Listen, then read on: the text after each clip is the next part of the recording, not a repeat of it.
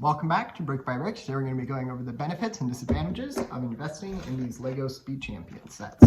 So I currently have 2 in my collection. I have multiples of both of them. I have about 3 of these McLaren Elba. I thought they would do better, but they have not done great.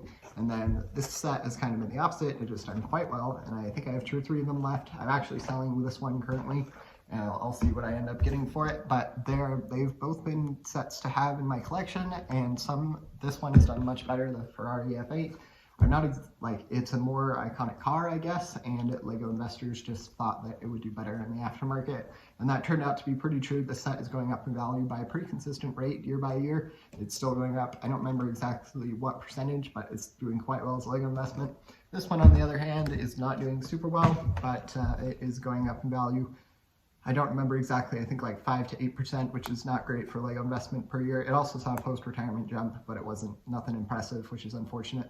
But they've both still been all right to have. I'm going to hold on to these blue ones for a while just to see if they do end up going up in value. And one of the nice advantages of investing in these Speed Champion sets is that LEGO knows that they are classic, iconic cars, and they know that people are going to want to collect them. So if you're, as a LEGO investor, if you're able to buy the sets before they retire, and then you're able to hold on to them until after they retire, and they pretty much always go up in value, then you'll be able to make a profit by turning around and selling those sets back to the people who weren't able to get them when they were in production, or didn't want to at the time, or whatever. Lots of reasons why, but in general, that can be a great way for LEGO investors to help make a little extra money.